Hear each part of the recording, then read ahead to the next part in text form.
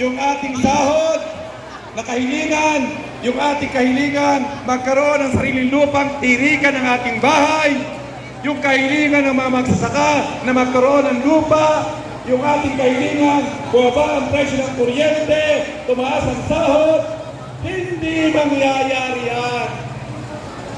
Mangyayari yan kung tayo ay magkaroon ng malalakas na pagkilos tulad ng ginawa natin ngayong Mayo 1.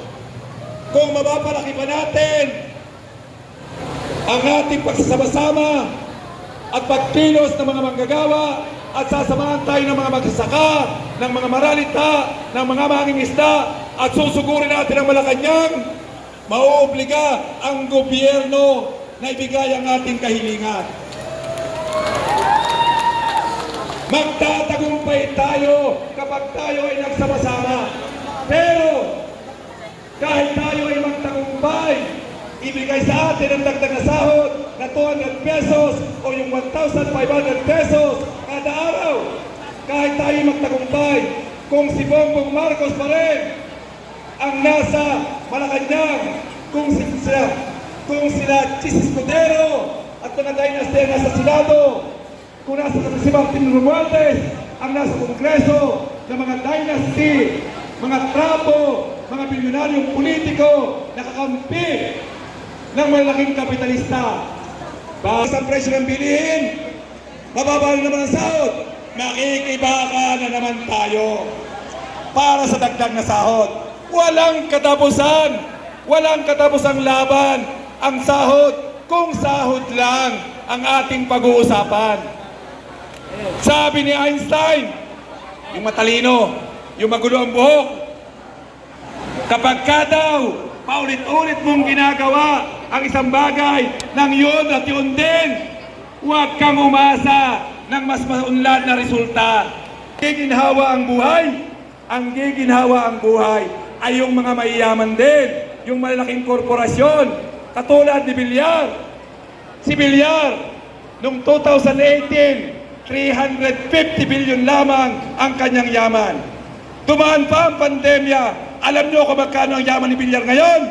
Ang yaman ni Villar ngayon, 850 billion. 17.7 billion dollar. 850 billion pag i-multiply mo sa 50 pesos. Ganyan ang pagyaman ng mga mayayaman. Dahil ang gobyerno natin, sa tuktok ng gobyerno, sa Malacanang, Senado at Kongreso, ang ginagawa nilang batas, ang ginagawa nilang programa, ang ginagawa nilang patakaran ay pabor na pabor sa mga malalaking negosyante. At dahil batas na ipinatutupad sa buong bansa, nagiging legal ang pagkakamal ng yaman ng mga mayayaman. And at the same time, nagiging legal din ang kahirapan ng mga manggagawa, ng mga maralita, ng mga magsasaka at ng mga mangingisda. Legal dahil ginagawa ng batas, ng Kongreso at ng Senado na kinatawan ng mga kapitalista. Kaya't gusto kong sabihin, mga kasama, kailangan nating ilaban ang dagdag na sahod. Kailangan yan para tayo ay makasurvive sa taas ng presyo ng bilihin.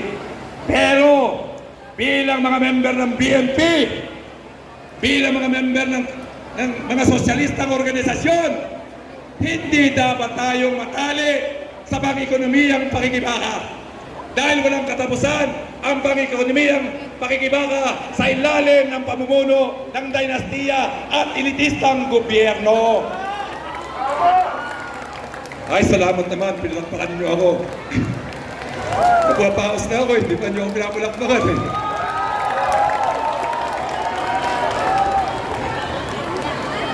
Kaya, mga pulis, narinig niyo sinabi ko, pati kayo, biktima, ginagamit kayo laban sa amin. Kaya ang solusyon, mga kasama, bagong politika. Huwag na yung luma, huwag na yung luma, huwag na yung mga sikat, huwag na yung mga dynasty, huwag na yung mga trapo, huwag na yung mga bilyonaryo. Walang ginawang matino ang mga mayayaman, ang mga dynasty, ang mga artista sa atin sa mahabang panahon. Ibinaon tayo ng ibinaon sa hirap. ibinaon tayo ng ibinaon sa utang. Kay Duterte, nung nung maging presidente, 6 trillion ang ating utang. Bago matapos si Duterte, 13 trillion ang ating utang. Na doble, higit pa. At ngayon, kay Marcos, bago matapos ang Disyembre, ang utang natin ay 17.38 trillion na. Mga anak natin at anak ng anak natin ay may utang na. Hindi tayo makakaahon sa kahirapan at kapihan sa ilalim ng gobyerno ng mga bilyonaryo at dinastiya. Kaya ang solusyon, manggagawa naman. Mga leader ng sektor, mga leader ng manggagawa, ng mga magsasaka, ng mga katutubo, ng mga magkingisda, ng mga driver. Yun ang ating tangkilikin, yun ang ating ihalal at patalsikin natin ang mga dinastiya sa gobyernong ito. Kaya, mga kasama, meron pang 12 days pa. Kaya ba natin yan? Kaya ba natin yan? Manggagawa naman! Yun lamang! Maligayang araw ng mga manggagawa! Tuloy ang laban! Tuloy ang laban! Maraming salamat, Senador Yodi De Guzman, number 21 sa balota! Uring manggagawa! Hukbong mapagpalaya! Hukbong mapagpalaya! Uring manggagawa! Ngayon, upang talakayin kung bakit nga ba mahalaga na ang uring manggagawa ay lumahok sa eleksyon, tinatawagan po natin si kasamang Sonny Melencio mula sa Partido Lakas ng Masa. Manggagawa naman! Dinastiya Wakasan! Dinastiya Wakasan! Manggagawa naman! Sahod! Itaas! Presyo! Ibaba! Kalyodi, 11 days na lang. 11 days na lang ang eleksyon. Ngayon, ito yung gusto nating sabihin. Dalawang kampo ang pangunahing maglalaban. Ang kampo ng kasamaan na pinangungunahan ni Marcos Jr. Meron siyang 12 kandidato. Ang 12 kandidato, puro dinastiya, Villar, Tolentino, Abalos, lahat po yan, dinastiya. Kung si Cristo po ay may 12 disipulo, isa ang Judas, si Marcos Jr., lahat Judas ang kanyang disipulo. Tama po ba yun? Ang kabilang kampo naman na mga mamamatay, total, nagsimula ako sa Biblia, meron pong kampo yan ng mamamatay tao, Duterte, mga Herodes! Herodes! Kanino kayo? Kay Judas o Herodes? Kanino kayo? Manggagawa naman! Kanino kayo? Judas o Herodes? Yan po, manggagawa naman. Kaya hindi po tayo titigil sa ibagsak po natin sila. Kung gusto po natin, sampulan natin sila. Wag po si Villar, sapagkat si Villar, anak ni Cynthia, anak ni Manny, bilyonaryo, pinahirapan tayong lahat. Yung lupa doon sa isang lugar natin, sa Cavite, ay kanyang kinakamkam. Land grabber, yung tubig, kinamkam. Naghihirap ang Bulacan, naghihirap ang Dasmariñas. Iboboto nyo ba si Camille Villar? Iboboto nyo ba si Cynthia Villar? Ang gagong yan, yan tumatakbong congresswoman ulit. Marami po sila, mga anak nila, Abalos, mga anak, Mencho, asawa. Hindi na ba tayo nagsawa sa mga gago, mga hungang na nagpapahirap sa atin? Kaya ano pong sigaw natin? Manggagawa naman. Kaya po unahin natin ang ating kandidato, si Calyodi, si Luke Espiritu, kasama natin ang Labor candidates, si Sani Matula, si Jerome Adonis. Kampo ng kasamaan, wala sa kampo ni Satanas. Kaya tayong lahat manggagawa naman. Tumindig tayo bayan, hindi matapos ang laban. Ibabagsak natin sila at ating kukunin sa pamamagitan ng ating bilang ang mataas na sahod, ang mababang presyo, ang lupa para sa mamamayan, edukasyon para sa kabataan, lahat ng kaginawahan na ipinagkakait ng mga gunggong ng mga hinayupak na yan. Maraming pong salamat sa inyong lahat. Lumaban po tayo. Manggagawa naman! Dinastiya Wakasan! Dinastiya Wakasan! Manggagawa naman! Na-excite ako sa talumpati ni Kasoni at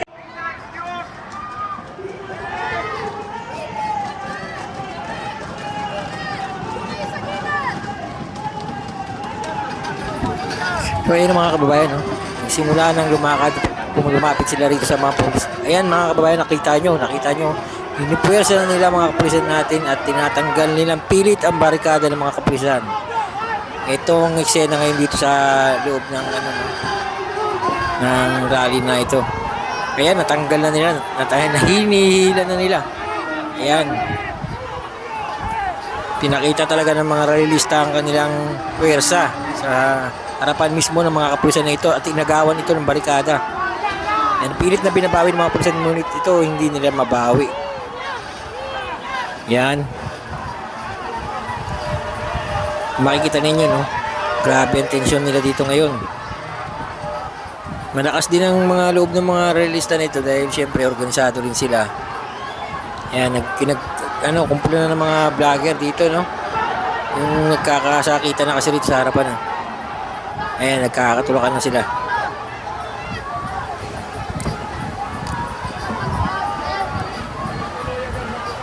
Ayan. Ayan, lumapit na yung pinaka nila.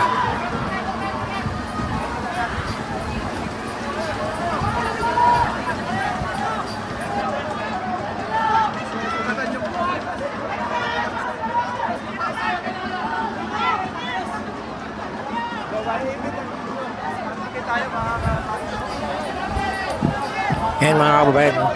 Kitang-kita nyo naman ang init ng mga palitan ng mga salita rito ng mga realista, no? Pilit kasi nilang gusto makapasok doon pag makapunta sa Malacanang, no? Matagusan itong mga pulis, mapasok nila ang kanilang barikada ng mga kapulisan dito.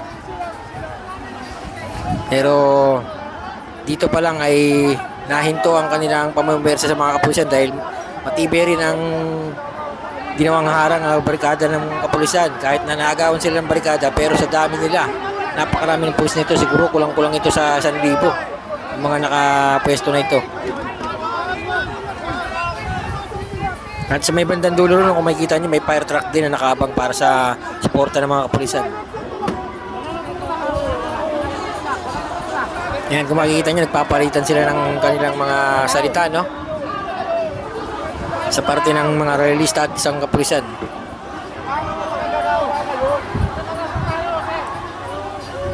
Makikita nyo mga kababayan ko, no? Tinutulak ng isang realista ang shield ng isang pulis. Yan. Pinipilit nilang ipaintindi sa mga kapulisan kung ano yung kanilang ipinaglalaban.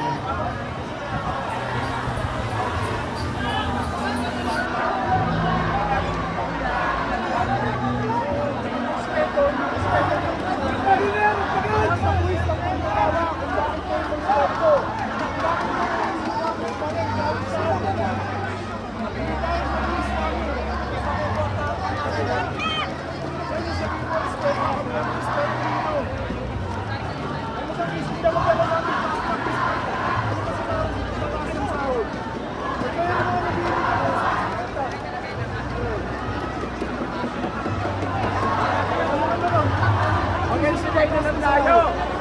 Mag-extray na lang tayo para sundin ni Yahweh. Inihatog si Lord. Sabi ni Lord, magpakabanal. Magpakabanal. Rally. Mayor, boto mo ako Mayor ng Manila.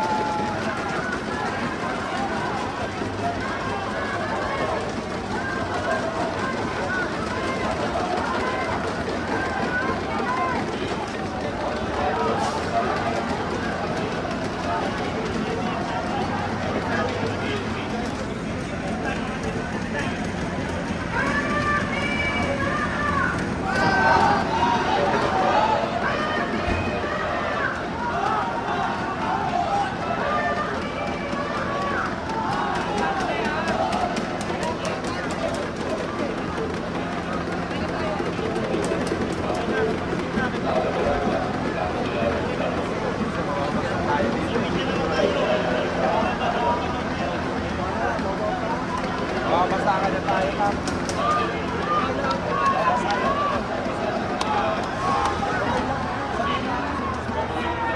Parati na lahat.